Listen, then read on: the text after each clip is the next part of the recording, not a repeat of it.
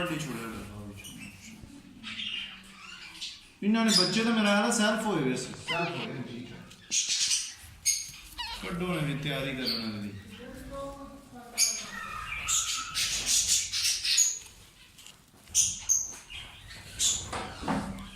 hello sir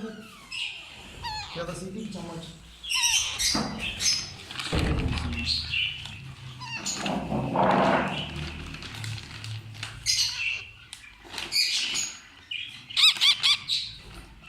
कितने पानी